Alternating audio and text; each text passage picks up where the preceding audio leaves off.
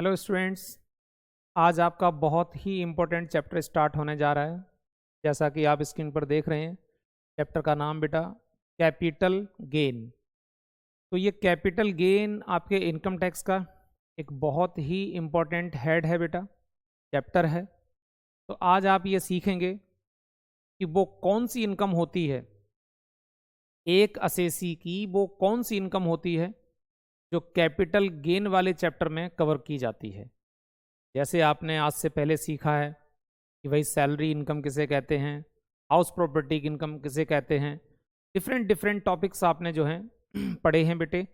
लेकिन आज आप सीखेंगे कि कैपिटल गेन क्या है, कैपिटल गेन क्या है। तो चलिए बेटा थोड़ा सा इस चैप्टर में डिस्कस करते हैं, उसके बाद हम आपको बहुत तरीके से बड़ी सारी बातें बताएंगे। बस अच्छे से इसको बस पढ़ते रहिए बेटा। देखो यहाँ पर पॉइंट आया कैपिटल गेन में, ये बड़ी सारी डिटेल दी हुई है चैप्टर की। इसको भी एक बार देखना कि भाई इस चैप्टर के अंदर क्या क्या है। और बेसिकली मैं यहाँ से स्टार्ट करता हूँ आपके लिए पहले टॉपिक से, कि जिसमें आप ये सीखेंगे कि बेसिस ऑफ चार्ज क्या है बेसिकली।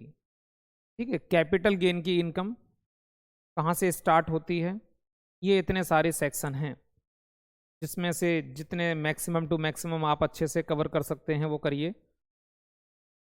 देखो बेटा यहाँ पर पॉइंट आया बेसिस ऑफ चार्ज, ये पहली हेडिंग है कि भाई कैपिटल गेन की इनकम पर टैक्स कैसे लगेगा। तो कैपिटल गेन क्या है अभी बताएंगे बेटा, धीरे धीरे समझ में आएगा। पहले जरा इस हेडिंग को कवर करिए। क्या लिखा, एनी प्रॉफिट और gain arising from transfer of capital assets. तो बेटा यहां से देखो शुरुआत हो गई कि कैपिटल गेन क्या है। तो कैपिटल गेन के लिए यहां पर ये लिख दिया, कह रहे हैं कि कैपिटल गेन के लिए सबसे खास बात यह है, सबसे खास बात यह है कैपिटल गेन के लिए कह रहे हैं कि एनी प्रॉफिट और gain arising from transfer of capital assets. कह रहे हैं कि कैपिटल एसेट्स का जो है ट्रांसफर होना चाहिए बच्चे। ठीक है, ट्रांसफर होना चाहिए, यानी कि ट्रांसफर का मतलब बच्चे यहां पर सेल होता है। ठीक है, ट्रांसफर का मतलब यहां पर सेल से लिया गया है ऑफ कैपिटल एसेट्स। दूसरी बात क्या है, वो एसेट्स कैसी होनी चाहिए, वो एसेट्स भी बच्चे मेरी कैपिटल नेचर की होनी चाहिए। कैपिटल नेचर की पहले शॉर्टकट में थोड़ा समझ लो, ठीक है, फिर आगे बढ़ते हैं। यहां पर बेटे कैपिटल एसेट्स का मतलब है कि एसेट्स बेसिकली दो प्रकार की, एक रियल एसेट्स और एक फाइनेंशियल एसेट्स। बेटा एक रियल एसेट्स, एक फाइनेंशियल एसेट्स। रियल एसेट्स का मतलब है जैसे land, building, plant, machine, furniture, car, समझ रहे, ये आपकी सब आपकी रियल एसेट्स है। फिर फाइनेंशियल एसेट्स, इसमें कुछ इन्वेस्टमेंट टाइप की हम लोग बात करेंगे, जैसे शेयर है, डिवेंचर है, बॉन्ड है, गोल्ड है, सिल्वर है, ज्वेलरी है। इसमें आपने पैसे इन्वेस्ट किए हैं और वो शेयर आपके पास रखे हैं, धीरे धीरे धीरे धीरे उनका मार्केट प्राइस इंक्रीज होता जा रहा है। तो बेटा वो शेयर आपके लिए क्या हैं, वो कैपिटल एसेट्स की तरह से देखे जाएंगे, कैपिटल एसेट्स की तरह से।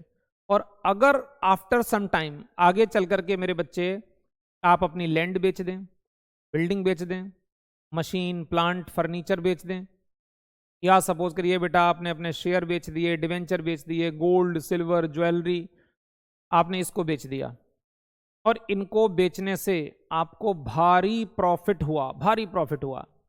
सपोज करिए बेटा आपने कुछ गोल्ड परचेज करके रखा था, जस्ट ₹1 लाख का, 1 लाख रुपए का, लेकिन हाँ ये खरीदा था आपने कम से कम 5 साल 6 साल पहले था, और आज वो गोल्ड आपने सेल किया तो वो आपका 4 साढ़े 4 लाख रुपए का सेल हो गया सपोज। तो कुल मिलाकर के मैं कहूंगा कि आपको जो इनकम हुई है, आपको जो प्रॉफिट हुआ है, वो कैपिटल गेन है बेटा, वो कैपिटल गेन है। सपोज करिए आपने कोई फ्लैट खरीदा, पापा जी ने कोई फ्लैट खरीदा।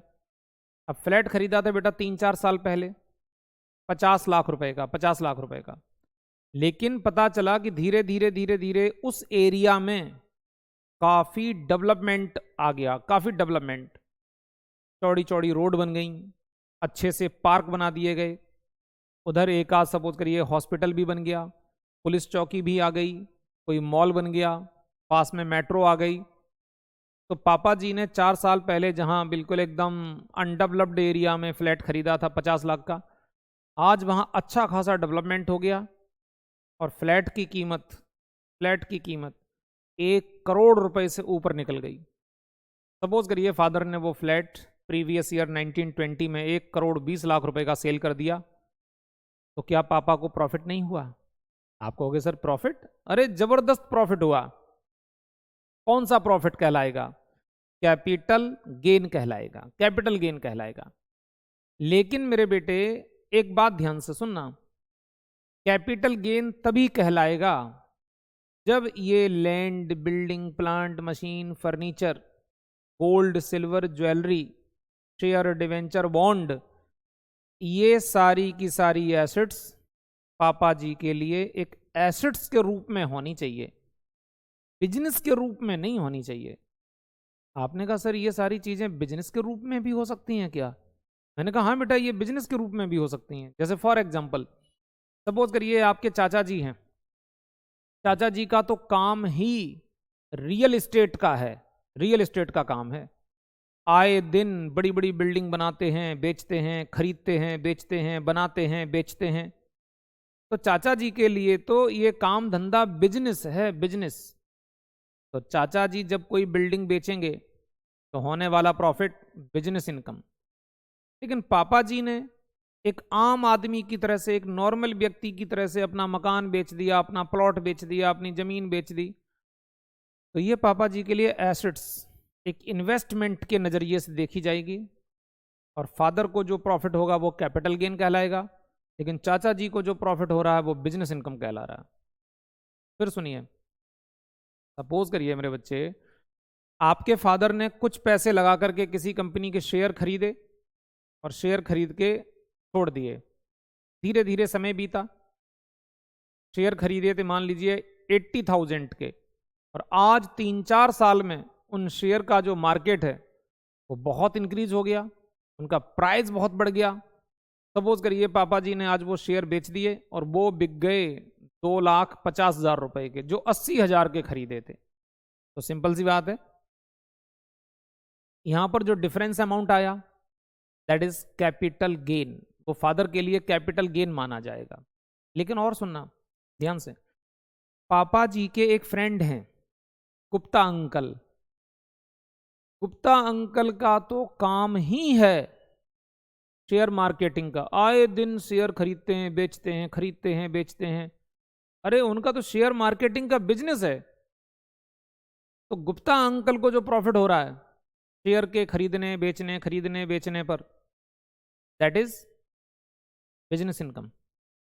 वहां पर वो कैपिटल गेन नहीं होगा, क्योंकि वो शेयर उन गुप्ता जी के लिए एसेट्स नहीं है, प्रॉपर्टी नहीं है, इन्वेस्टमेंट नहीं है। उनके लिए तो वो गुड्स है, गुड्स। रोज शेयर खरीदते हैं, बेचते हैं, इसी काम में लगे रहते हैं। एक लास्ट एग्जांपल और देते हैं, लास्ट। सपोज करिए बेटा आपके घर में कहीं से कुछ पैसे आए, 2-3 साल पहले, 4 साल पहले कुछ पैसे आए। अब पैसे आए तो पता चला घर में प्लान बनाया गया पैसे का, क्या करें क्या करें, कहाँ रखें। तो कुछ नहीं, तो बस यही समझ में आ गया कि चलो एक काम करते हैं, कुछ गोल्ड बिस्किट परचेज कर लेते हैं। तो बेटा गोल्ड बिस्किट में पैसा लगा दिया, इन्वेस्ट कर दिया, 2-4 गोल्ड बिस्किट खरीदे और घर में चुपचाप रख दिए और टेंशन फ्री हो गई। अब पता चला बेटा गोल्ड की कीमत तो मार्केट में धीरे धीरे धीरे धीरे आसमान छूती जा रही। अब पता चला कि जब ये गोल्ड बिस्किट खरीदे गए थे तब गोल्ड का रेट था सपोज करिए 30,000 रुपीज, और आज गोल्ड का रेट हो गया सपोज करिए 50,000 रुपए, 50,000 रुपीज। अगर फादर ने ये गोल्ड बेच दिया, अच्छा खासा प्रॉफिट हो गया, कैपिटल गेन माना जाएगा, क्योंकि ये पापा जी के लिए इन्वेस्टमेंट की तरह से है, इन्वेस्टमेंट की तरह से। लेकिन सपोज करिए मेरे बेटे आपके मामा जी की तो दुकान ही गोल्ड की है, शॉप ही गोल्ड की है, मामा जी का तो काम धंधा ही सोने का है, गोल्ड का, सिल्वर का, ज्वेलरी का। तो पता चला जो मामा जी सुबह से लेकर के शाम तक गोल्ड गोल्ड गोल्ड बेचते रहते हैं, वो भी अच्छा खासा प्रॉफिट रोज कमा के ले जाते हैं। तो क्या मामा जी के लिए कैपिटल गेन होगा? अरे उनका तो काम धंधा ही गोल्ड का है, बिजनेस ही गोल्ड का है। तो समझ रहे बात को? तो अगर एक व्यक्ति के लिए building, machine, plant, furniture, share, debenture, bond, gold, silver, jewellery, अगर ये चीजें एज ए प्रॉपर्टी के रूप में हैं, एक आम आदमी की तरह से हमने इनमें पैसे को इन्वेस्ट किया हुआ है और फिर हमने आफ्टर सम टाइम चल के उनको बेच दिया है, तो बेचने पर मेरे बेटे जो प्रॉफिट होगा वो कैपिटल गेन, बेचने पर जो लॉस होगा वो कैपिटल लॉस।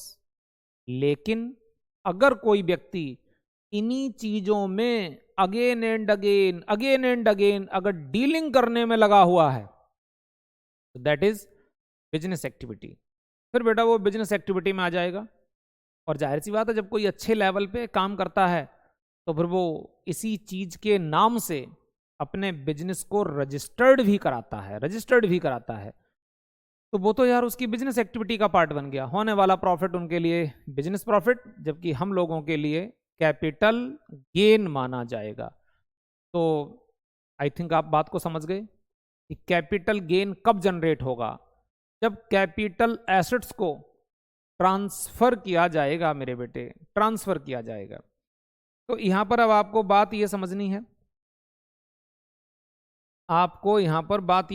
है, बेटा कि क्या लिखा है पहली लाइन में, एनी प्रॉफिट और गेन अराइजिंग फ्रॉम, कोई प्रॉफिट हो जाए कोई गेन हो जाए, फ्रॉम द ट्रांसफर, ट्रांसफर का मतलब सेल, ठीक है, ट्रांसफर का मतलब sale of a capital assets, एक कैपिटल एसेट्स को ट्रांसफर किया जाए, राइट, कैपिटल एसेट्स को ट्रांसफर किया जाए।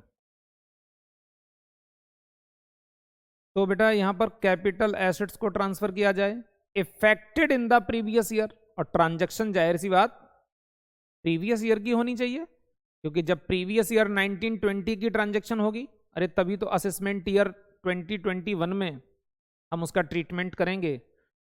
चलिए, shall be chargeable to income tax under the head capital gain, तो कह रहे हैं फिर ऐसे प्रॉफिट को कैपिटल गेन वाले चैप्टर में ट्रीट किया जाएगा। In the previous year in which transfer took place after providing, बेटा टैक्स लगेगा कब? आफ्टर प्रोवाइडिंग, क्या प्रोवाइडिंग? एग्जेम्पशन अंडर सेक्शन 54 से लेकर के 54H तक, इफ एप्लीकेबल। सपोज, सुनो ध्यान से, कहने का मतलब है बेटा कि आपके पापा जी ने एक प्लॉट बेचा, आपके शहर में एक बढ़िया सा प्लॉट था, खरीदा था फादर ने किसी टाइम, 2-4 साल 5 साल 6 साल निकल गए, धीरे धीरे बेटा प्लॉट की कीमत मार्केट में बढ़ती रही, शहर में डेवलपमेंट होता रहा। सब कुछ बेटा डेवलपमेंट के ऊपर डिपेंड करता है। कई बार होता है कि किसी ऐसी एरिया में फादर ने प्लॉट खरीद के डाल दिया, सोचा था कि इस एरिया में बड़ा भारी डेवलपमेंट हो जाएगा, पता चला उधर की तरफ को थोड़ी सी डेवलपमेंट वाली जो हवा है वो हवा चली ही नहीं, तो पता चला कि जो कीमत पहले थी प्लॉट की वही आज है। अरे यार पैसा फंस गया। और कभी कभी ऐसा होता है, ये तो सब सोचने के ऊपर है कि भाई कब किस्मत कितना साथ दे जाए।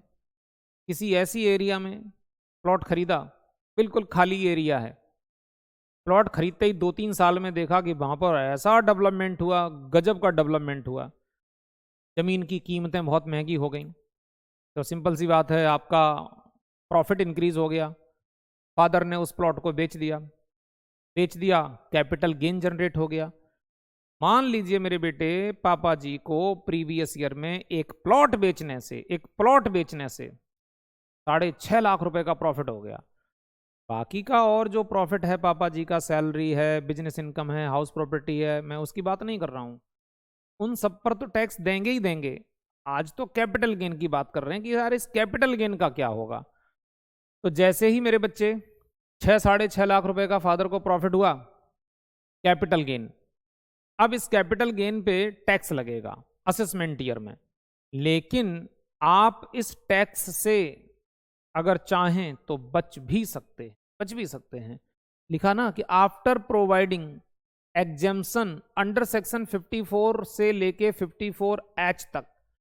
तो अगर मेरे बच्चे आपके ऊपर सेक्शन 54 से लेकर के 54H तक अगर कोई सेक्शन अप्लाई होता है छूट वाला, तो उसका बेनिफिट लेकर के हो सकता है तुम्हारे 6.5 लाख रुपए वाली जो इनकम है ना प्लॉट को बेचने से जो हुई थी, वो बिल्कुल जीरो हो जाए, जीरो हो जाए। आपने कहा अरे सर बताओ, जल्दी से बताओ सर क्या कहना चाहते हो आप। मैंने कहा बेटा मैं ये कहना चाहता हूं कि इनकम टैक्स ने ये कहा है कि अगर आपने प्लॉट बेचा है, प्लॉट बेचने से जो गेन हुआ है, अगर आप उतना गेन दोबारा से किसी प्लॉट को परचेज करने में इन्वेस्ट कर दें और तुम्हारे पास से वो पैसा खर्च हो जाए, तो हम उसे इनकम नहीं मानेंगे। इनकम नहीं मानेंगे कि तुमने इस साल प्लॉट बेचा था, तुम्हें प्रॉफिट हुआ था, चलिए उस इनकम पर टैक्स दीजिए। आप कहोगे अरे टैक्स कहां से दूं, मेरे पास कहां इनकम है, मेरे पास नहीं इनकम है, मुझे इधर इनकम हुई, उधर मैंने उस पैसे को दूसरे प्लॉट में इन्वेस्ट कर दिया। लेकिन बेटा इसमें बस एक ही शर्त है, लाइन चेंज नहीं करोगे, लाइन चेंज नहीं करोगे। ऐसा नहीं कर सकते हो कि पता चला प्लॉट बेचने से जो प्रॉफिट हुआ, आपने उस प्रॉफिट से गोल्ड खरीद के घर पे रख दिया और इनकम टैक्स वालों को बताया कि देखो भैया मुझे जो प्रॉफिट हुआ था 4.5 लाख रुपए का, 6.5 लाख रुपए का, हमने उस प्रॉफिट से रबड़ी मलाई नहीं खाई है, उस प्रॉफिट से हम अपने लिए बढ़िया बढ़िया महंगे महंगे कपड़े लेकर के नहीं आए हैं, हमने उस पैसे का कोई बेनिफिट नहीं लिया है। हमें जैसे ही प्रॉफिट हुआ हमने उस पैसे को दोबारा फिर से इन्वेस्ट कर दिया, इन्वेस्टमेंट में लगा दिया पैसा। वो इन्वेस्टमेंट और आगे बढ़ेगी तो इनकम टैक्स वालों तुम्हें आगे चल करके और प्रॉफिट पर टैक्स मिलेगा। इनकम टैक्स ने कहा ये बात तो ठीक है कि आपने प्रॉफिट का कोई अदरवाइज बेनिफिट नहीं लिया है, पर्सनली कोई बेनिफिट नहीं लिया है, वो पैसा तुम्हारे पास नहीं है, उस पैसे को तुमने दोबारा से री इन्वेस्ट कर दिया है, ये सारी बातें अच्छी हैं। बट एक ही बात गलत है कि आपने लाइन चेंज कर दी। अगर आप लाइन चेंज करोगे तो फिर हम आपको एग्जेम्पशन प्रोवाइड नहीं करेंगे, नहीं करेंगे। लैंड बेच करके गोल्ड में पैसा लगाया, एग्जेम्पशन नहीं मिलेगी। पूरे 6.5 लाख रुपए का जो प्रॉफिट हुआ था प्लॉट के बेचने पर, उस पर आपको टैक्स देना पड़ेगा, टैक्स देना पड़ेगा। आप कहोगे सर कितना देना पड़ेगा, बेटा आप बताएंगे, धीरे धीरे आगे बढ़ेंगे। नॉर्मली पहले ये सुन लो छोटी सी बात, बहुत पहले भी कभी बताई थी कि जैसे हम एक असेसी टोटल प्रॉफिट को इकट्ठा करता है और उसमें क्या करते हैं, 0 से लेकर के 2.5 लाख रुपए तक निल, उसके बाद फिर 5%, फिर 20%, फिर 30%, ऐसे करके टैक्स लगता है। लेकिन ये जो कैपिटल गेन वाली इनकम है, ये वाली इनकम उस नॉर्मल इनकम में जोड़ी नहीं जाती है ना, इसको उसमें नहीं जोड़ते हैं। इनकम टैक्स कहता है यार ये कैपिटल गेन तो अपने आप में बहुत बड़ी बात है, बहुत स्मार्ट वाली इनकम है, स्मार्ट वाली इनकम, इसमें से आप 2.5 लाख रुपए की छूट चाहते हो, नहीं नहीं यार मैं ऐसा नहीं करने दूंगा, ऐसे तो मेरा बड़ा भारी लॉस हो जाएगा। कैपिटल गेन पे तो हम स्पेशल टैक्स लेते हैं, स्पेशल टैक्स, तो वो टैक्स लगता है 15%, सीधा 15% और 20%। आपने कहा सर 15% और 20% ये दो रेट कैसे हैं? मैंने कहा दो रेट ऐसे हैं मेरे बच्चे, एक होता है short term capital gain, short term, एक होता है लॉन्ग टर्म कैपिटल गेन, जो अभी नहीं बता पाऊंगा, ठीक है, बस अभी नाम सुन लो, मैं नेक्स्ट लेक्चर में थोड़ा डिटेल में बताऊंगा अच्छे से। तो एक होता है शॉर्ट टर्म, एक होता है लॉन्ग टर्म। तो इनकम टैक्स कहता है कि अगर आपको शॉर्ट टर्म प्रॉफिट हुआ है, शॉर्ट टर्म कैपिटल गेन, तब तो टैक्स लगेगा 15%, और लॉन्ग टर्म कैपिटल गेन हुआ है तो फिर टैक्स लगेगा 20%। और बाकी की जो और इनकम है तुम्हारी, salary, house property, business income, other sources, कह रहे हैं इन सबको एक जगह इकट्ठा करो, इकट्ठा करके उसमें से 2.5 लाख रुपए की छूट लो, उसके बाद 5%, 20%, 30%, उसका टैक्स अलग निकालिए और इस कैपिटल गेन वाले चैप्टर का टैक्स अलग निकालिए। तो दोनों टैक्स को आप उसमें मर्ज कर दीजिए, जोड़ दीजिए, और ये टैक्स सरकार के यहां जमा करा दीजिए। तो कैपिटल गेन अपने आप में सबसे स्मार्ट वाली इनकम मानी जाती है, इस पर स्पेशल रेट से टैक्स लगता है बेटा। तो आपके माइंड में एक बात आ गई, अगर आपने प्रीवियस ईयर में कोई लैंड बेची है, लैंड बेच करके दोबारा से पैसा लैंड में ही इन्वेस्ट कर दो, तो होने वाले प्रॉफिट से आप बच जाओगे, उस पर टैक्स नहीं लगेगा। अगर आपने बेटा मकान बेचा है, मकान बेच करके मकान में ही पैसा लगा दो, मतलब हाउस बेच के हाउस में लगा दो, चाहे वो फ्लैट, कोठी, बंगला, गोडाउन कुछ भी हो, बात बिल्डिंग की कर रहे हैं। तो मकान बेच करके मकान में ही पैसा इन्वेस्ट कर दिया दोबारा से, तो होने वाले प्रॉफिट पे टैक्स नहीं लगेगा, क्योंकि आपने ये साबित कर दिया कि मुझे जो प्रॉफिट हुआ था मैंने वो प्रॉफिट दोबारा से री इन्वेस्ट कर दिया।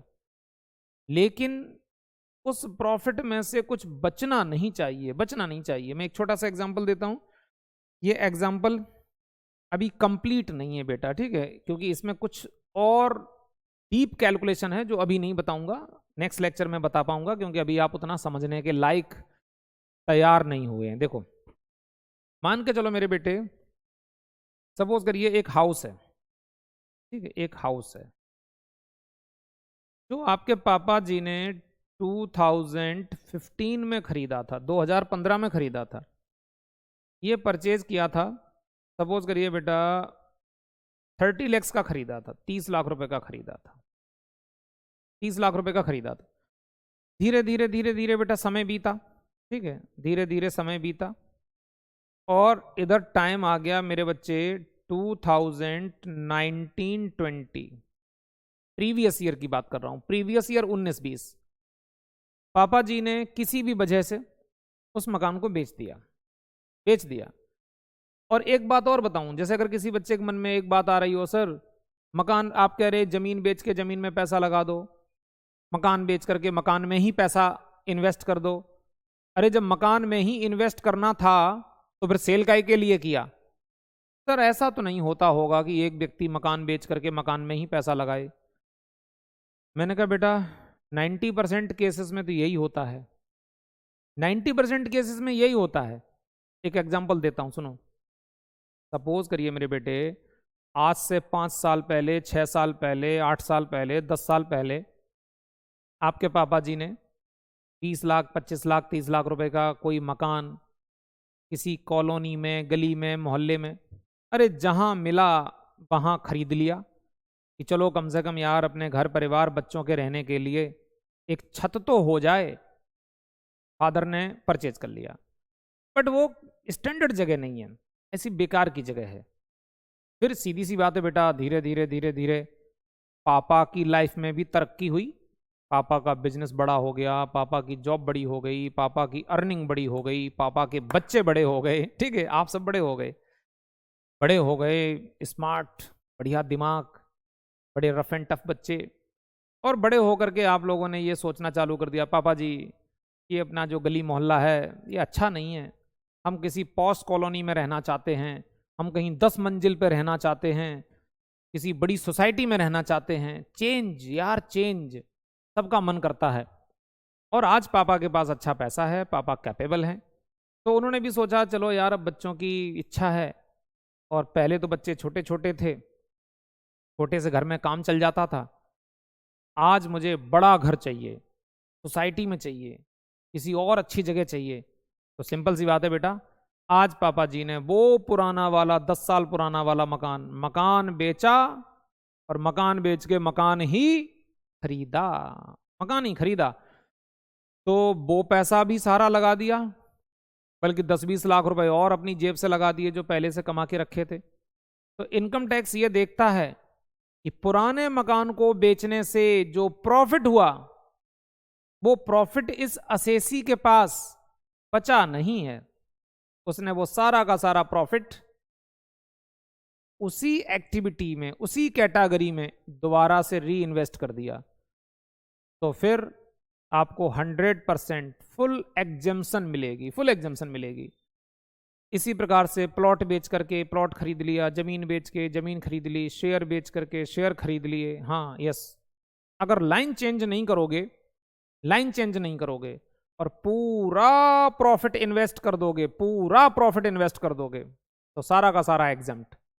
और अगर प्रॉफिट में से 1 रुपया भी बचा लिया, हाँ यस, अगर 1 रुपया भी बचा लिया, तो वही बचाया हुआ प्रॉफिट क्या हो जाएगा? टैक्सेबल हो जाएगा, टैक्सेबल हो जाएगा। मैं इस एग्जाम्पल के माध्यम से थोड़ा सा बताने की कोशिश करूंगा, थोड़ा सा समझना बेटा। ये 2015 में मकान खरीदा था 30 लाख रुपए का, तो सिंपल सी बात है बेटा, ये हमारे लिए मकान की क्या है? कॉस्ट है, कि मकान हमें 30 लाख रुपए का पड़ा। अब बेटा ये 19-20 में जाकर के 19-20 में जाकर के फिर हमने इस मकान को सेल किया, ठीक है, इस मकान को बेटा हमने सेल किया। कैपिटल गेन वाले चैप्टर में सेल नहीं बोलते हैं, सेल नहीं बोलते हैं। आप कहोगे सर ट्रांसफर बोलते हैं, ट्रांसफर। मैंने कहा तुमने कैसे जाना? आप कहोगे सर चैप्टर की पहली लाइन में यही तो लिखा है कि कैपिटल एसेट्स को ट्रांसफर किया जाना चाहिए। मैंने कहा यस बेटा, बिल्कुल सही बात, ट्रांसफर बोलते हैं। लेकिन जब प्रैक्टिकल क्वेश्चन बनाते हैं ना, तो वहां ऐसे बोलते हैं, सेल कंसिडरेशन, सेल कंसिडरेशन, ठीक है, सेल कंसिडरेशन बोलते हैं। अब सुनिए जरा, तो बेटा मान लीजिए मैंने ये मकान बेच दिया, 70 लाख रुपए का बेच दिया, ये मकान 70 लाख रुपए का सेल हो गया। अब आप लोग एक झटके में क्या बोलोगे? सर 30 लाख रुपए का मकान था, 70 का बेच दिया, 40 लाख का प्रॉफिट हो गया। मैंने कहा नहीं नहीं बेटा, ये गलत आंसर है, ठीक है, ये गलत आंसर है। गलत आंसर इस वजह से है कि इनकम टैक्स ये कहता है, इनकम टैक्स ये कहता है कि भाई जब धीरे धीरे धीरे धीरे मकान की सेल वैल्यू इंक्रीज हो रही है, सेल वैल्यू इंक्रीज हो रही है, अरे तो मकान की कॉस्ट भी तो इंक्रीज हो रही है, मकान की कॉस्ट भी तो इंक्रीज हो रही है। तो अगर आप 2019-20 की सेल ले रहे हैं और कॉस्ट तो आप 15-16 की ले रहे हैं, ये कौन सा तरीका है? कॉस्ट तो आप 15-16 की ले रहे हैं, तो जब 19-20 की सेल ले रहे हैं तो कॉस्ट भी तो 19-20 की लीजिए। आपने कहा हाँ सर ये बात तो ठीक है, क्योंकि कंपैरिजन बराबर बराबर का होना चाहिए ना। आज के जमाने की सेल तो आज के जमाने की कॉस्ट भी लेनी चाहिए। कॉस्ट पता चला आप पुराने जमाने की ले रहे हो, सेल आज की ले रहे हो, ये नहीं होता है। तो अब आपकी ये 30 लाख रुपए वाली कॉस्ट इनकम टैक्स इसको बढ़ा करके कंसीडर करेगा, तो बढ़ाने से मेरे बेटे असेसी को बेनिफिट मिल जाता है। जितनी कॉस्ट बढ़ेगी प्रॉफिट उतना ही कम होगा, प्रॉफिट जितना कम होगा टैक्स उतना ही कम लगेगा। तो चलिए वो कॉस्ट कैसे बढ़ाई जाती है, इसका फॉर्मूला होता है, वो फॉर्मूला मैं आपको आगे चल करके सिखाऊंगा, बट अभी मैं एज्यूम कर लेता हूं। मान लीजिए बेटा कि 30 लाख रुपए वाली जो कॉस्ट थी ना, वो कॉस्ट मेरी बढ़कर के 40 लाख हो गई, सपोज 45 ले लेता हूं, कॉस्ट बढ़कर के 45 लैक्स हो गई। अब बेटा इसका डिफरेंस लिया तो सिंपल सी बात है 25 लाख रुपए का मेरे को यहां पर क्या हो गया, 25 लाख रुपए का बेटा प्रॉफिट हो गया। Long term capital gain. आपने कहा सर लॉन्ग टर्म क्यों बोला आपने? मैंने कहा बेटा लॉन्ग टर्म इसलिए बोला कि समय काफी लंबा है। शॉर्ट टर्म और लॉन्ग टर्म ये टाइम के ऊपर डिपेंड करता है, टाइम के ऊपर। वो एग्जैक्ट टाइम क्या है, एग्जैक्ट टाइम क्या है बेटा बताएंगे नेक्स्ट लेक्चर में, बताएंगे। तो अब बेटा 25 लाख रुपए का यहां पर पापा जी को गेन हो गया। अब ध्यान से सुनिए, मकान बेचने के बाद, मकान बेचने के बाद अब पापा जी ये सोच रहे हैं कि मकान में ही पैसा लगा दें, कहीं मकान में ही पैसा लगा दें। तब तक क्या हुआ, कोई गली मोहल्ले का एक प्रॉपर्टी डीलर आकर के पापा से मिला, तो उन प्रॉपर्टी डीलर साहब ने बोला, ठीक है, कि अरे सर जी हमारा एक जानने वाला कोई कैंडिडेट है, उसका बड़ा पुराना सा मकान है, एरिया काफ़ी बड़ी है, अगर आप चाहो तो उसमें पैसा इन्वेस्ट कर दो, फायदा हो जाएगा। हम 20 लाख रुपए का दिलवा देंगे, 20 लाख रुपए का। अब पापा के दिमाग में थोड़ा सा प्रॉफिट वाली बातें आ गई कि चलो यार बड़ी जगह मिल रही है, लगा देते हैं पैसा। तो जाकर के पापा जी ने 20 लाख रुपए में यार वो खरीद लिया। देखो वैसे बेटा तुम्हारे घर में पैसे कितने आए हैं? 70 लाख। 70 लाख में से 45 लाख तो यार मेरी कॉस्ट है, जो मुझे 70 लाख में से 45 लाख निकाल करके अपने पास रखने का अधिकार है। ये तो मैंने किसी जमाने में खर्च किए थे, वही मेरे लौट के मेरे पास आ गए। This is not profit. Profit तो सिर्फ वो है जो कॉस्ट से ऊपर निकल जाए। 45 लाख रुपए मेरी कॉस्ट कंसीडर की गई, 45 के ऊपर 70 की सेल हो गई, तो बेटा 25 लाख रुपए मुझे गेन हो गया। 25 लाख रुपए का मुझे गेन हो गया। अब इस गेन को मुझे इन्वेस्ट करना है। तो अगर आपके पापा जी ने 25 लाख में से 20 लाख रुपए इन्वेस्ट कर दिए, 5 लाख रुपए अभी भी यार घर में बचा लिए। अब वो 5 लाख रुपए किसी भी काम में खर्च हो गए, ठीक है, बच्चे के लिए स्कूटी खरीद दी, ठीक है, किसी दूसरे बच्चे के लिए कुछ और आइटम आ गया, जहां जरूरत थी खर्च कर दिया पैसा। तो इनकम टैक्स कहता है कि आपने 20 लैक्स इन्वेस्ट किए हैं, इसके लिए आपको सेक्शन 54 की एग्जम्पशन मिलेगी, और 5 लाख रुपए फाइनली आपने बचा लिए हैं। इस 5 लाख रुपए के ऊपर आपको टैक्स देना पड़ेगा। और अगर बेटा इसको चेंज कर दें, थोड़ा सा चेंज कर दें कि आपको 25 लाख रुपए का गेन हुआ था, 25 लाख रुपए का गेन हुआ था ये वाला। इधर पापा जी कोई बड़ी प्रॉपर्टी खरीदना चाह रहे हैं, बड़ा घर खरीदना चाह रहे हैं, और पता चला कि वो घर आ रहा है 80 लाख रुपए का। 80 लाख रुपए का आपके घर में वो 70 लाख रुपए आए थे, वो 70 लाख रुपए पूरे खर्च हो गए, उसमें ये 25 लाख भी चले गए, और 10, 15, 20 लाख रुपए पापा ने और अपनी पॉकेट से एक्स्ट्रा लगा दिए। तो गेन तो हुआ था मात्र 25 लाख रुपए का, गेन तो हुआ था मात्र 25 लाख रुपए का, जबकि न्यू प्रॉपर्टी तो मैंने यार 80 लाख रुपए की खरीदी, 80 लाख रुपए की। तो सोचो क्या हमारे पास 1 रुपया भी बचा प्रॉफिट में से? आप कहोगे नहीं सर, ये तो बहुत ज्यादा पैसा इन्वेस्ट कर दिया, मेरे पास तो बिल्कुल 1 पैसा नहीं बचा। तो यानी कि आपने पूरा का पूरा कैपिटल गेन सब खर्च कर दिया। तो जब सब खर्च हो गया, कुछ भी नहीं बचा, तो सिंपल सी बात है, no income no tax. Income आई तो थी, बट यार वो बड़ी जल्दी चली गई, बची नहीं मेरे पास, रुकी नहीं, ठहरी नहीं, तो कोई टैक्स नहीं लगेगा। ये है सेक्शन 54। तो इस प्रकार से बेटे आगे हम लोग बड़ी बढ़िया कैलकुलेशन करने वाले हैं कि मकान बेचा, कितना पैसा आया, उस मकान की कॉस्ट कितनी मानी जाएगी, उसका स्मार्टली फॉर्मेट कैसे बनेगा।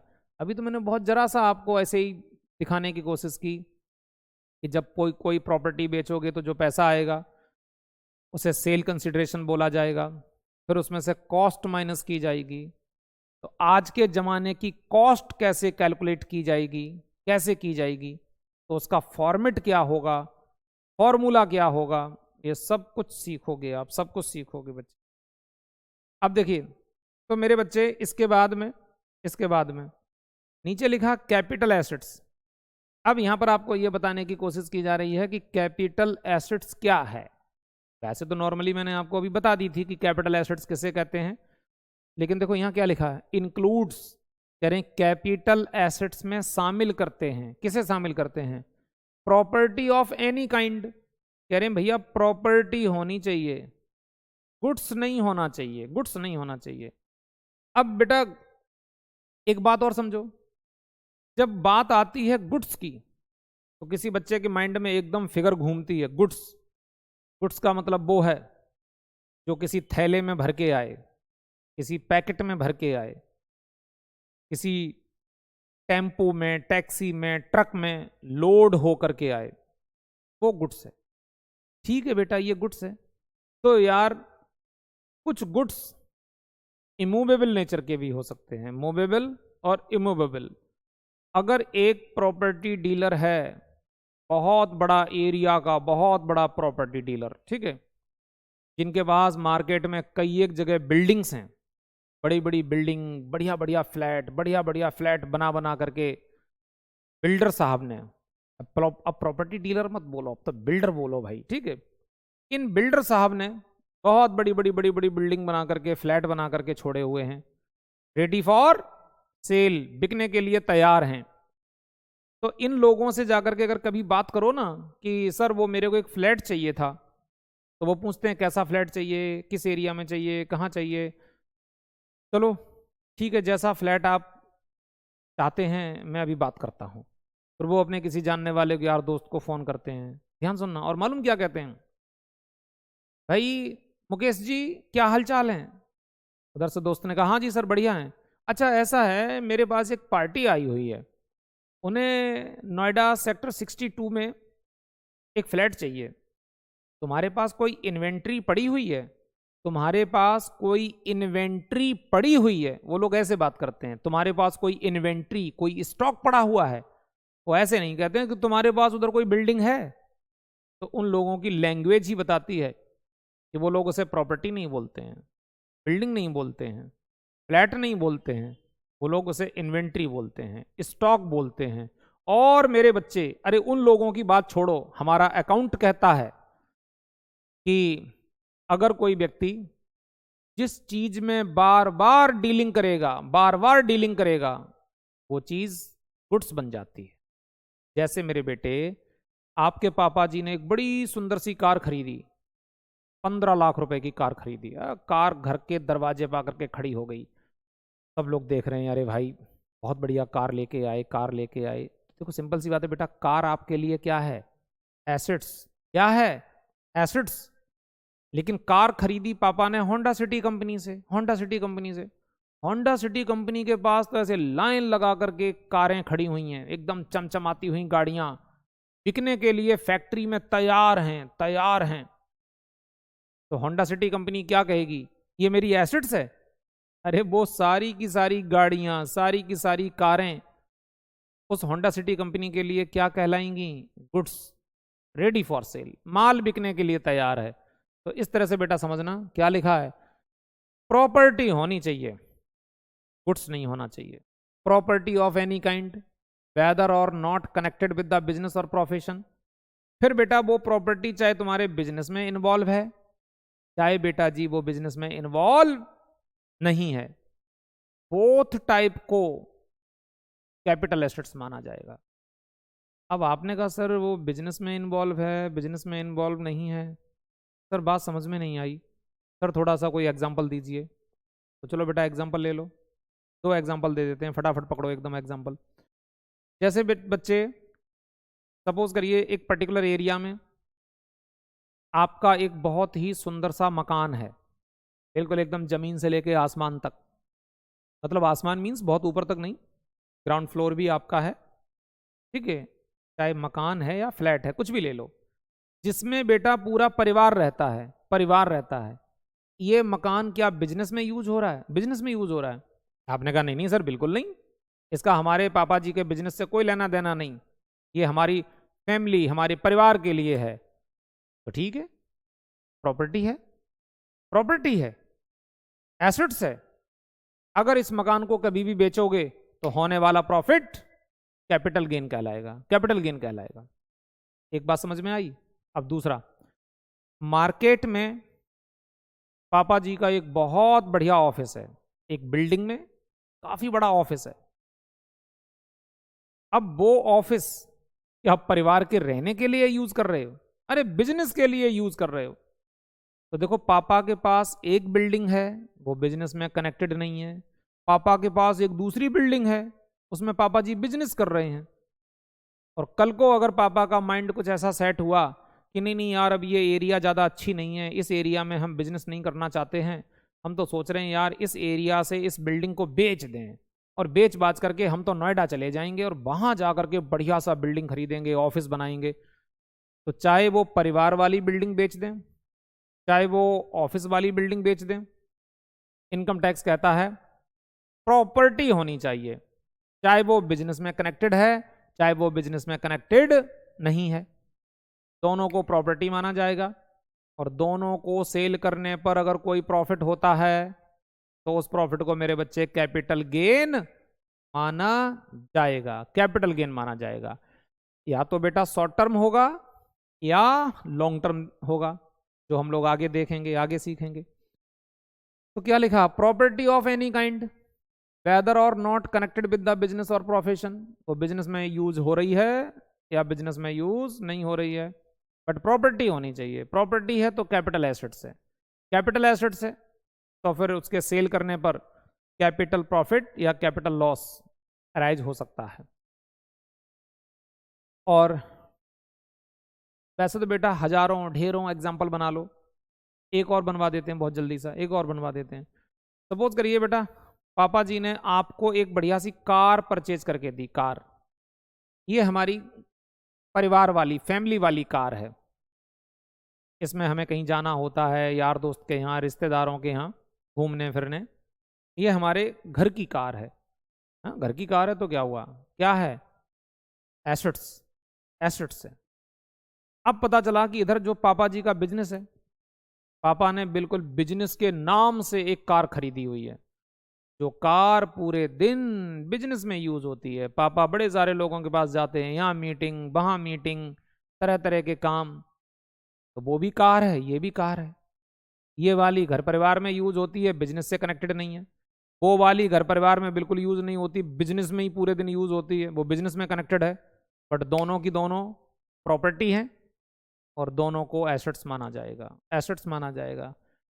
चलो ऐसे ऐसे ढेर सारे एग्जाम्पल आप बना सकते हो। अब मेरे बच्चे एक्सक्लूड पे आओ, एक्सक्लूड क्या लिखा, कह रहे हैं कि प्रॉपर्टी में कैपिटल एसेट्स में इनको शामिल नहीं किया जाएगा, इनको शामिल नहीं किया जाएगा। किस किस को नहीं किया जाएगा, स्टॉक इन ट्रेड, कोई सी भी चीज वो छोटी से छोटी हो, बड़ी से बड़ी हो, अगर वो बिजनेस में बेचने के लिए रखी है तो उसे कभी भी एसेट्स नहीं माना जा सकता, नहीं माना जा सकता। तो स्टॉक है यार, स्टॉक एसेट्स कहां से हो गया, मतलब assets means capital, capital assets नहीं हो गया, ठीक है। वैसे तो आप जानते हो कि अकाउंट की भाषा में स्टॉक हमारा एसेट्स ही होता है, बट हम यहां पर कैपिटल की बात कर रहे हैं। जैसे सपोज करिए Tata Motors, Tata Motors company में आप गए, अब टाटा मोटर्स कंपनी में सैकड़ों ट्रक बने हुए खड़े हैं, बिकने के लिए तैयार हैं, बिकने के लिए तैयार हैं। आपने देखा अरे भाई टाटा, टाटा साहब के पास कितनी प्रॉपर्टी है, ये हम लोगों को लग रहा है प्रॉपर्टी है क्योंकि ट्रक तो हमारे लिए बड़ी बात है, पर टाटा साहब के लिए बड़ी बात थोड़ी, उनका तो बिजनेस गुड्स है, तो स्टॉक है। तो जब भी वो टाटा साहब ट्रक बेचेंगे तो माना जाएगा कंपनी का स्टॉक बिक रहा है, होने वाला प्रॉफिट बिजनेस प्रॉफिट कहलाएगा, कैपिटल गेन नहीं कहलाएगा। तो कह रहे हैं कि अगर कोई स्टॉक है तो वो कैपिटल एसेट्स का पार्ट नहीं बन सकता है। पर्सनल इफेक्ट, बेटा बड़ी अच्छी बातें हैं, ध्यान सुनना, पर्सनल इफेक्ट, इनकम टैक्स ने कहा कि अगर कोई पर्सनल नेचर की चीजें हैं, पर्सनल नेचर की चीजें, तो उनके बेचने पर, इस पर तो बड़ी सारी बातें बताऊंगा, तो जो पर्सनल नेचर की चीजें हैं उनको बेचने पर कोई कैपिटल गेन कभी भी कंसीडर नहीं होगा, कभी भी कंसीडर नहीं होगा। जैसे आपने अपने पर्सनल इफेक्ट, आपने जैसे अपने पहनने ओढ़ने के पुराने कपड़े बेच दिए, कभी देखा हो ना गली मोहल्ले में, कभी कभी एक बंदा आता है, ठीक है, किसी मोटरसाइकिल पे साइकिल पे कुछ बर्तन लेकर के, कहता पुराने कपड़े दे दो, बर्तन ले लो। बड़ी सारी महिलाएं कभी कभी देखने को मिलता है, पुराने दुराने बच्चों के कपड़े अपड़े, जीन्स पैंट ये वो इकट्ठा करके ले आती हैं, भैया ये ले लो, ठीक है, और एक थाली दे जाओ। तो पता चला तुमने तो कपड़े ही बेच दिए, पुराना फर्नीचर बेच दिया, पुरानी कुर्सियां बेच दी, पुरानी डाइनिंग टेबल बेच दी, पुराना सोफा बेच दिया, पुराना बेड बेच दिया। पर्सनल इफेक्ट, हाँ, पुरानी स्कूटी बेच दी, स्टार्ट नहीं होती थी, बिल्कुल खराब हो गई थी, बेच दी किसी को।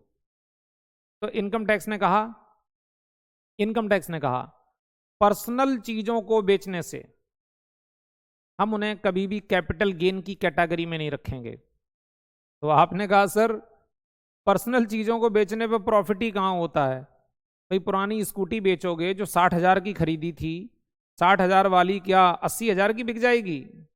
इनकम टैक्स को भी मालूम है कि जो चीजें पर्सनली यूज की जाती हैं उनकी वैल्यू निरंतर गिरती रहती है। वो ज्यादा रेट में कभी बिकी नहीं सकती हैं, बिकी नहीं सकती हैं। तो वहां तो कैपिटल गेन कभी होगा ही नहीं, कभी नहीं होगा। लेकिन इनकम टैक्स इतना चालाक है भाई, जैसे जैसे पॉइंट पे आ रहा हूं, पॉइंट पे, आपके घर में बड़ा सारा गोल्ड है, गोल्ड है, सिल्वर है, ज्वेलरी है। सपोज करिए जब मम्मी जी की मैरिज हुई थी, मम्मी जी की, तो दादाजी जब गए थे ना पापा को लेकर के, बारात लेकर के, तो दादाजी बड़ा सारा गोल्ड वोल्ड लेकर के गए थे। उधर से नाना जी ने भी अपनी बेटी को दिया, तो मम्मी के पास अच्छा खासा माल है। अब वो गोल्ड बेटा सोचो कितना पुराना गोल्ड, कम से कम 20-22 साल पुराना गोल्ड, 20-22 साल 25 साल पुराना। आज उस गोल्ड की कीमतें आसमान छू रही हैं। ये क्या पर्सनल नहीं है? मम्मी ने क्या ये गोल्ड बिजनेस करने के लिए या इन्वेस्टमेंट के लिए रखा है? ये तो पर्सनल है यार। आए दिन उसको हम यूज करते हैं, पहनते हैं, पार्टियों में जाते हैं, प्योर पर्सनल है। तो यहां तो लिख दिया कि पर्सनल चीजों को शामिल नहीं किया जाएगा कैपिटल प्रॉपर्टी में, कैपिटल एसेट्स में। लेकिन आगे चल करके दिखाएंगे, एक जगह उन्होंने मना कर दिया। उन्होंने कहा जो गोल्ड सिल्वर ज्वेलरी है उसे पर्सनल होने के बावजूद भी हम पर्सनल की डेफिनेशन से बाहर करते हैं, क्योंकि इनकम टैक्स को मालूम है कि गोल्ड सिल्वर की कीमतें बढ़ती हैं, बहुत बढ़ती हैं। और अगर हमने इसको पर्सनल मान लिया और असेसी ने इसको कभी बेचा, बेचने पर उसे अच्छा खासा प्रॉफिट हो जाएगा और उसे टैक्स ही नहीं देना पड़ेगा, क्योंकि वो तो कह देगा कि वो तो आपकी डेफिनेशन में लिखा हुआ है कि पर्सनल चीजें कैपिटल एसेट्स नहीं है। जब वो कैपिटल एसेट्स ही नहीं है तो फिर कैपिटल गेन नहीं है। जब कैपिटल गेन नहीं है तो फिर टैक्स कहां से आ गया? तो अभी उन्होंने लिखा पर्सनल इफेक्ट, जो पर्सनल इफेक्ट वाली चीजें हैं वो कैपिटल गेन से बाहर रहेंगी। लेकिन आगे चल करके फिर अभी दिखाऊंगा। एक और सुन लो, आगे आने वाला है। जैसे मेरे बच्चे, आप जिस मकान में रहते हो, सुबह से लेकर के शाम तक मकान में रहते हो, अरे रात को भी मकान में रहते हो, हर महीने हर साल रोज मकान को यूज करते हो, क्या ये पर्सनल नहीं है? सी बात है, पर्सनल है। लेकिन इनकम टैक्स ने कहा नहीं नहीं नहीं नहीं, तुम्हारे घर को भी हम पर्सनल की डेफिनेशन से बाहर करते हैं। उन्हें मालूम है यार घर की कीमतें बहुत बढ़ती हैं। आज 40 लाख में 50 लाख में खरीदोगे, 2 साल में 3 साल में 15-20 लाख रुपए वैल्यू बढ़ जाएगी। और पापा जी ने अगर उसको बेच दिया, बेचने पर प्रॉफिट हो गया, और अगर वो पर्सनल की कैटेगरी में बना रहा तो असेसी टैक्स देने से बच जाएगा, तो उसको भी बाहर कर दिया। तो सिंपल सी बात है, अब जो भी है, अब जो उनका रूल है यार मानना पड़ेगा। तो स्टॉक किसी भी प्रकार का हो कैपिटल एसेट्स में नहीं आ सकता, पर्सनल चीजें कैपिटल एसेट्स में नहीं आएंगी। Rural agricultural land in India, ये बड़ी बात है, ये बड़ी बात है। Rural agricultural land in India. अगर मेरे बेटे आपका कोई गांव है, समझ रहे, आपका कोई गांव है, उस गांव में जमीन है, ठीक है, एग्रीकल्चरल लैंड इन इंडिया, और वो भी रूरल, ग्रामीण क्षेत्र की जमीन। अगर मान लीजिए बेटा पापा जी के हिस्से में, भाई पापा जी सपोज करिए 2-3 भाई हैं आपके, 1-2 मान लीजिए ताऊ जी हैं, चाचा जी हैं। अब दादाजी ने सारी जमीन अमीन बांट दी, पापा जी के भी हिस्से में मान लो कुछ जमीन है, कुछ जमीन है। पापा ने एक दिन क्या किया, उन्होंने सोचा यार अब हम गांव में तो रहते नहीं हैं, जमीन बेच करके चलो शहर में ही पैसे को कहीं इन्वेस्ट कर लेंगे, बिजनेस में लगा लेंगे, कुछ भी कर लेंगे। पापा ने वो गांव की पुरानी जमीन बेच दी और बेटा 50 लाख रुपए की सेल हो गई, 70 लाख रुपए की सेल हो गई, 80 लाख रुपए की सेल। सोचो, दादाजी की वो पुरानी वाली जमीन। आज तो बेटा मजे आ गए, 80-90 लाख रुपए, 1 करोड़ रुपए आपको प्राप्त हो गए। लेकिन कितनी अच्छी बात है, इस पैसे पर टैक्स के मामले में कोई चर्चाएं नहीं होंगी, कोई चर्चाएं नहीं होंगी। क्यों? क्योंकि वो कैपिटल एसेट्स नहीं है इनकम टैक्स की नजरों में। हम लोगों की नज़रों में तो वो बहुत बड़ी प्रॉपर्टी थी, हम तो गांव में प्रॉपर्टी वाले लोगों में गिने जाते थे कि हमारे पास इतनी ज़मीन है, हम तो जमींदार हैं, कितना बड़ा नाम था, इतनी ज़मीन है। इनकम टैक्स कहता है नहीं नहीं वो प्रॉपर्टी नहीं है, ठीक है, इनकम टैक्स उसे प्रॉपर्टी नहीं मानता है। कह रहा rural agricultural land in India, उसे प्रॉपर्टी की डेफिनेशन में कवर नहीं किया जाएगा। अगर कोई असेसी उस जमीन को बेचता है तो बेचने पर दुनिया भर का प्रॉफिट होगा, क्योंकि बेटा जो आज तुम्हारी जमीन 80 लाख रुपए की बिकी है, ये दादाजी ने, शायद दादाजी के पापा जी ने, अरे किसी जमाने में खरीदी थी बेटा, 100-150 साल पहले, समझ रहे, पीढ़ियां निकल गई एक दो, तब वो जमीन कितने की आई होगी यार, 1000-2000 की आई होगी, पता नहीं कितने की आई होगी। आज वो 80-90 लाख रुपए की सेल हो रही है। तो ढेर सारा capital gain, but income tax ने कहा इस कैपिटल गेन का असेसी तुझे जो करना है वो कर ले, हम इस पैसे पर कोई भी टैक्स की चर्चाएं नहीं करेंगे। है ना मजे की बात, कितनी मजे की बात। अब कुछ बच्चे सोच रहे होंगे हाँ हमारी गांव में ज़मीन पड़ी है, अब पापा से बात करेंगे, पापा जी वो ज़मीन बेचो जल्दी से, ठीक है, और उस पैसे को कहीं शहर में इन्वेस्ट करते हैं। लेकिन कोई बात नहीं, थोड़ी बहुत गांव में है, पड़ी रहने दो, कभी कभी घूम आया करो, ठीक है, माइंड फ्रेश हो जाएगा। चलो बेटा देखो, यहां पर बात आती है स्पेशल बियरर बॉन्ड 1991। तो सरकार ने ये कभी 1991 में गवर्नमेंट ने स्पेशल बियरर बॉन्ड के नाम से कोई बॉन्ड निकाले थे कि अगर लोग इस बॉन्ड में पैसा इन्वेस्ट करेंगे, वैसे तो मैंने कहा था शेयर डिवेंचर बॉन्ड इन्हें प्रॉपर्टी माना जाता है, इनको बेचने पर जो प्रॉफिट होगा वो कैपिटल गेन माना जाएगा। बट इनकम टैक्स ने इसके लिए मना कर दिया, कह रहे हैं अगर किसी के पास कोई बॉन्ड है 1991 के नाम से, ये नहीं कह रहा हूं कि 1991 में खरीदे हैं, इस नाम वाले होने चाहिए, स्पेशल बियरर बॉन्ड 1991 ये इनका नाम है, जिन पर सरकार ने किसी जमाने में एग्जम्पशन दी थी। अगर ये वाले बॉन्ड तुम्हारे पास हैं और आज उनकी मार्केट में बहुत ज़्यादा वैल्यू हो गई और आज आप उनको सेल करना चाहते हो, तो सिंपल सी बात है, उनके बेचने पर जो भी कैपिटल गेन होगा उसे कैपिटल गेन नहीं माना जाएगा। ठीक, क्यों, गवर्नमेंट पहले ही उसके लिए मना कर चुकी है, तो फिर अब अपनी बात से मुकर नहीं सकते हैं।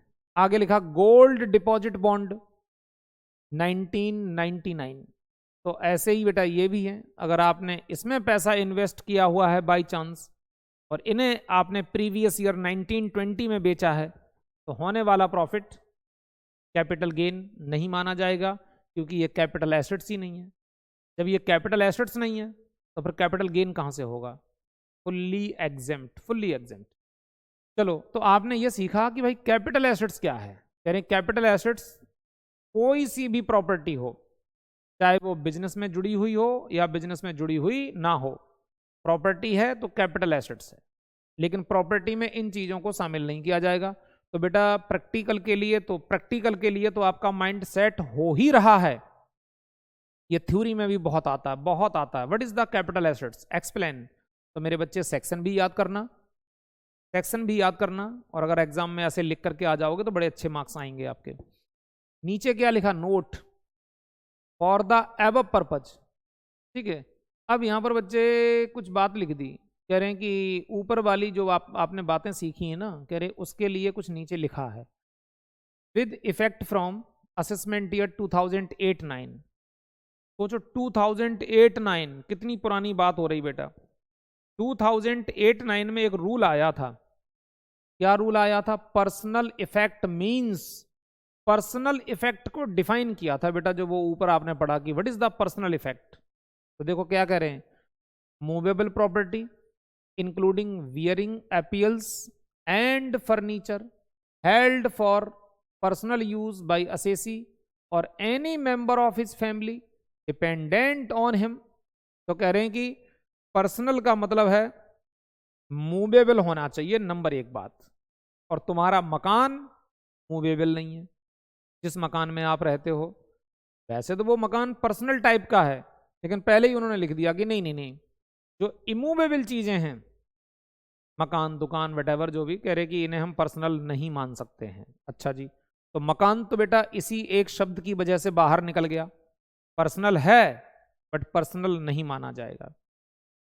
इंक्लूडिंग वियरिंग एपियल्स, कह रहे कोई भी पहनने ओढ़ने की चीजें, and furniture held for personal use, जो आपके घर में रखा गया है पर्सनल यूज के लिए, और जो किसने यूज किया है, यूज्ड बाय असेसी, असेसी ने यूज किया। असेसी यहां पर मैं पापा जी को मान लेता हूं कि पापा जी की इनकम है, पापा जी असेसी हैं, तो असेसी यूज करे, और any member of his family, और उस असेसी के फैमिली के मेंबर यूज करें, जैसे कि मम्मी जी, बेटा जी, बेटी जी, ये सब लोग यूज करें फैमिली मेंबर। हाँ, दादा दादी यूज करें, दादा दादी यूज करें।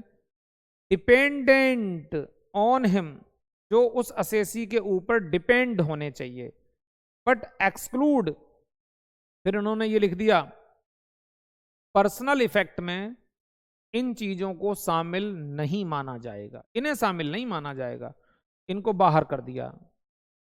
क्या लिख रहे हैं बेटा, ज्वेलरी, देखो ये कह रहे हैं अगर आपके घर में ज्वेलरी है, जैसे आप पर्सनली यूज करते हो अच्छी बात है, कह रहे लेकिन ज्वेलरी पर्सनल की डेफिनेशन में हम नहीं मानते।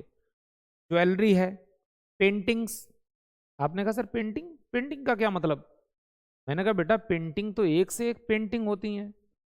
एक नाम सुना होगा कभी, एमएफ हुसैन, एमएफ हुसैन, मकबूल फिदा हुसैन, कितने बड़े आर्टिस्ट रहे हैं जो एक से एक पेंटिंग बनाते थे। एक नाम था एमएफ हुसैन, जिनकी बेटा लाखों रुपए में पेंटिंग बिकती थी।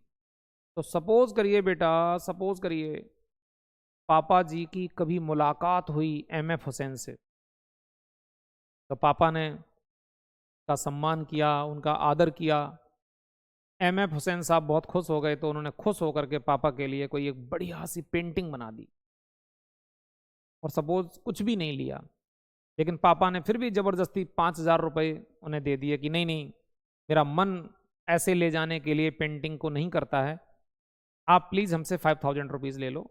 माना कि एमएफ हुसैन के लिए 5,000 तो खैर कुछ भी नहीं है।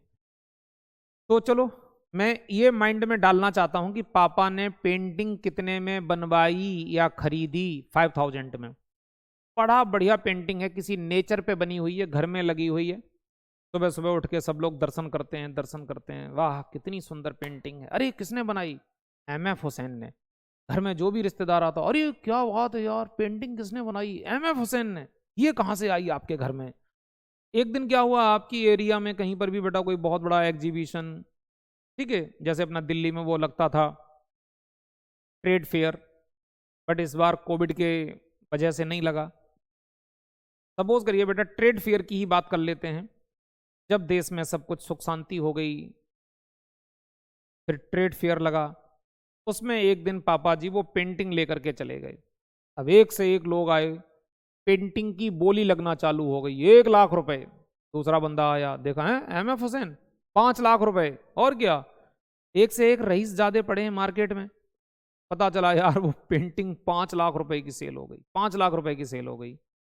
तो हुआ ना प्रॉफिट, हुआ ना profit, capital gain, yes capital gain. Income tax ने कहा ये पेंटिंग भले तुम्हारे लिए पर्सनल थी, पर्सनल, लेकिन मैं इसको पर्सनल नहीं मानता हूं। इनकम टैक्स की नजर बहुत लंबी होती है, इनकम टैक्स पहले से ही दूर दृष्टि से देख लेता है कि किन किन चीजों में इन फ्यूचर प्रॉफिट हो सकता है और किन किन चीजों में प्रॉफिट नहीं हो सकता है।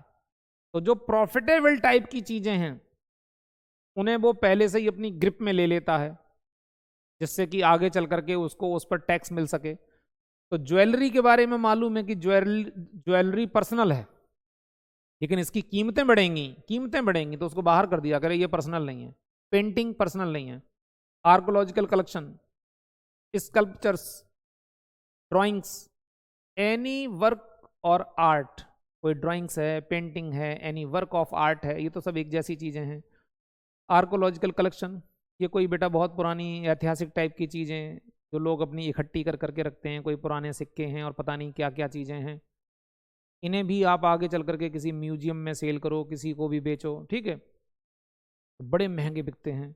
ठीक है। उसके बाद में ये भी तरह तरह के सपोज करिए मूर्तियां हो सकती हैं, अष्टधातु की मूर्ति और कुछ विलक्षण किस्म की, कुछ खास किसी के पास है, अद्भुत, जिसको बेचने से अच्छा खासा पैसा आपको रियलाइज हो सकता है।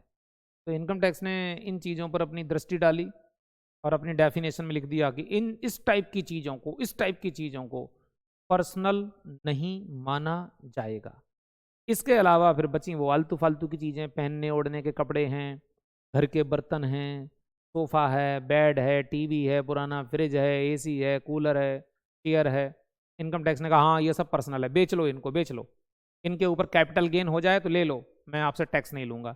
मालूम है यार ये चीज़ें तो कबाड़ी वाला ही लेकर के जाएगा, इनमें क्या कैपिटल गेन होगा, इनमें कोई कैपिटल गेन नहीं होगा। चलो अच्छी बात है, मन लगा करके पढ़ो बेटा। तो फिर मेरे बेटे नीचे ज्वेलरी की डेफिनेशन दी है, ज्वेलरी की डेफिनेशन पढ़ लेना अपने आप, ठीक है। ऐसे एग्जाम में कभी नहीं आता व्हाट इज द ज्वेलरी, ठीक है। लेकिन मैं थोड़ा थोड़ा शॉर्ट में बता देता हूँ क्या लिख रहे हैं। मेक, ऑर्नामेंट्स, ठीक है। देखो ज्वेलरी में दो चीजें हैं, ऑर्नामेंट्स यानी आभूषण, और इधर क्या लिख दिया, स्टोन्स, पत्थर। अरे वो वाले पत्थर नहीं जो रोड पे पड़े हुए हैं, कभी उठा के घर में ले आते हो कि हाँ जी वो हमारा जो बेड है ना वो थोड़ा डिसबैलेंस होता है, हाँ ये पत्थर का टुकड़ा ठीक रहेगा, बेड के नीचे लगा देंगे जा करके। अबे यार उसकी बात नहीं कर रहा हूँ भाई, जेम्स की बात कर रहा हूँ, जेम्स, हीरे मोती जवाहरात, पुखराज, ठीक है, रूबी, पन्ना, तरह तरह के जेम्स, ठीक है। जैसे मेरे बच्चे दो जेम्स तो देखो यहीं देख लो, ठीक है, ये दो जेम्स, क्या एक पुखराज है इनमें, एक रूबी है। ऐसे बेटा आपके घर में भी हो सकता है, पापा जी बढ़िया बढ़िया रिंग पहन करके घूम रहे हैं, उसमें तरह तरह के स्टोन डाले हुए हैं, तो उन्हीं की बात कर रहे हैं, ठीक, उन्हीं की बात कर रहे हैं। तो ये सब ज्वेलरी की कैटेगरी में आते हैं, ज्वेलरी की कैटेगरी में आते हैं। तो देखो क्या लिखा है, ऑर्नामेंट्स का मतलब है मेड ऑफ गोल्ड, जो गोल्ड से बने, सिल्वर, प्लेटिनम और एनी अदर प्रीसियस मेटल और एनी अलॉय कंटेनिंग वन और मोर सच प्रीसियस मेटल, सच प्रीसियस मेटल। अच्छा देखो यहां तो बेटा सामने कैमरा चल रहा है, फेस टू फेस ऐसे लग रहा है हम लोग बात कर रहे हैं। अब जैसे मैं कभी कभी इधर देखता हूँ, आपको तो इधर दिखाई नहीं देता, बच्चा सोचता होगा सर इधर क्या है, इधर बेटा एक बड़ी सी स्क्रीन लगी हुई है, ठीक है, जिस पर हमारा ये जो नोट्स है वो और बड़ा होकर के दिखाई देता है, तो मैं कभी कभी वहां पढ़ता हूँ। तो चलो यहाँ पढ़ता हूँ। तो क्या कह रहे हैं, ornaments made of the gold, कोई भी ऑर्नामेंट्स जो गोल्ड में बना है, सिल्वर में बना है, प्लेटिनम में बना है, एनी अदर प्रीसियस मेटल, और भी कोई बहुत ही सम्माननीय धातु उससे बनाया गया है, उससे बनाया गया है। एनी अलॉय कंटेनिंग, या अलॉय मीन्स मिश्रण, या इनके मिश्रण से बनाया गया है। जैसे होता ना भाई बेटा कोई कहता है कि मेरी ये अंगूठी अष्ट धातु की है, जिसमें 8 प्रकार की धातुएं मिलाई गई हैं, ठीक है, सोना चांदी और तांबा और पता नहीं क्या क्या। तो कह रहे हैं कि उसे भी ऑर्नामेंट माना जाएगा। और मोर सच प्रीसियस मेटल, तरह तरह की कुछ सम्माननीय धातुओं को मिलाकर के बनाया गया है, ये ऑर्नामेंट्स कहलाएगा। अदर ऑर्नामेंट्स में क्या लिखा, the above ornaments will considered jewellery even if they contain any precious semi precious stone. और तो कह रहे हैं कि आपकी जो रिंग वगैरह है, जो प्रीसियस मेटल है, उसमें कोई स्टोन जुड़ा हुआ है या जुड़ा हुआ नहीं है, प्लेन है, विद स्टोन है, कह रहे हैं इन सबको ऑर्नामेंट्स माना जाएगा। आगे लिखा, और वर्कड स्विन इनटू एनी वियरिंग एप्रियल्स, और या फिर ये जो सोना चांदी है ना, वो भले किसी पहनने ओढ़ने वाली चीजों में सिला हुआ है, जड़ा हुआ है। हो सकता है कि भाई मुकेश अंबानी जी ऐसी शर्ट पहनते हों, या गर्मियों में मुकेश अंबानी जी ऐसा बढ़िया सा एक कुर्ता पजामा पहनते हों, जिसमें कुर्ते में 1 2 3 बड़े सुंदर से सोने के बटन लगे हुए हैं। हाँ गर्मियों में तुम्हें ऐसे तो लोग बड़े सारे मिल जाएंगे, बढ़िया सा एक कुर्ता पजामा पहन करके साहब जी टहलने निकले हैं, और उसमें गोल्ड जैसे पीतल के बटन लगे होते हैं, कभी एक चेन सी भी पड़ी होती है, हालांकि वो गोल्ड नहीं होता है, एक आम आदमी है बेचारा, अपना नॉर्मल है, लेकिन यार किसी के लिए ऐसा हो सकता है कि भाई सोने के बटन लगे हुए हैं, क्या दिक्कत है? किसी महिला की कोई ऐसी साड़ी हो सकती है कि जिसमें वो भारी काम किया गया है, जिसमें सोने के सितारे जड़े हुए हैं। और क्या, सोने के सितारे जड़े हुए हैं बेटा, चांदी के सितारे जड़े हुए हैं। तो इनकम टैक्स ने कहा तो उस साड़ी को साड़ी नहीं कहा जाएगा, वो ऑर्नामेंट्स की कैटेगरी में आ जाएगी, ऑर्नामेंट्स की कैटेगरी में आ जाएगी।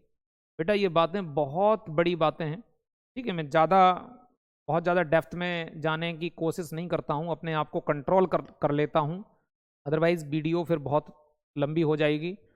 चीज़ें तो बहुत हैं मेरे बच्चे, बहुत हैं। मैं बहुत कुछ इतना डिटेल में बता सकता हूँ आपको, लेकिन चलो मैं अपने आप को सिलेबस पे ही रोकने की कोशिश करता हूँ। स्टोन, प्रीसियस और सेमी प्रीसियस स्टोन, मतलब प्रीसियस और सेमी प्रीसियस। अरे एक नॉर्मल स्टोन भी बेटा मार्केट में मिल जाता है, ठीक है। तरह तरह के स्टोन है, 500 रुपए का मिल गया, कोई मूंगा, कोई मोती, ठीक है। लोग अपनी चांदी की अंगूठी में पहन करके घूमते हैं। शौक भी पूरा हो गया और महंगा भी नहीं मिला, 400 रुपए का, 500 रुपए का, 1000 रुपए का मोती ले आए। और यहीं पर बात कर लूं अगर बेटा डायमंड की, यस डायमंड, तो एक हो गया प्रीसियस, एक हो गया सेमी प्रीसियस। तो कह रहे हैं स्टोन चाहे प्रीसियस हो चाहे सेमी प्रीसियस हो, weather or not set in furniture, वो किसी फर्नीचर में जड़ा है नहीं जड़ा है, पोटेंशियल्स और बर्तनों में जड़ा हुआ है नहीं जड़ा हुआ है, और अदर आर्टिकल्स किसी और चीज में वो अटैच है नहीं अटैच है, वेदर और नॉट वर्कड और स्विन इनटू एनी बियरिंग एपिल्स, और वो किसी पहनने ओढ़ने की चीज में जड़ा हुआ है नहीं जड़ा हुआ है, सिला हुआ है नहीं सिला हुआ है, अलग से किसी डिब्बे में पुड़िया में बंद करके रखा है। तो स्टोन इज ए स्टोन, यानी जेम्स। तो कह रहे हैं कि इन सबको ज्वेलरी माना जाएगा। ऊपर क्या है, ज्वेलरी की हेडिंग डली, ये ज्वेलरी है। और अगर तुमने इस ज्वेलरी को बेचा, बेचने पर प्रॉफिट हुआ, तो आप कैपिटल गेन में कवर होंगे, आप कैपिटल गेन में कवर होंगे।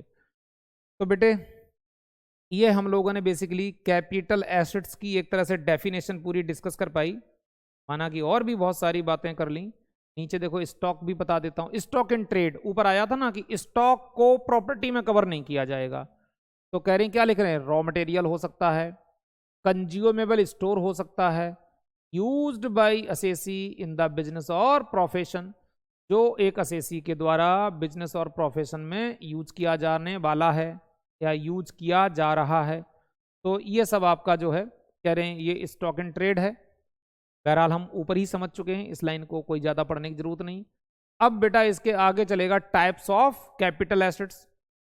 टाइप्स ऑफ यानी कि अब हम आपको यही पढ़ाएंगे कि कैपिटल एसेट्स बेसिकली हमारी दो प्रकार की है, एक लॉन्ग टर्म एक शॉर्ट टर्म।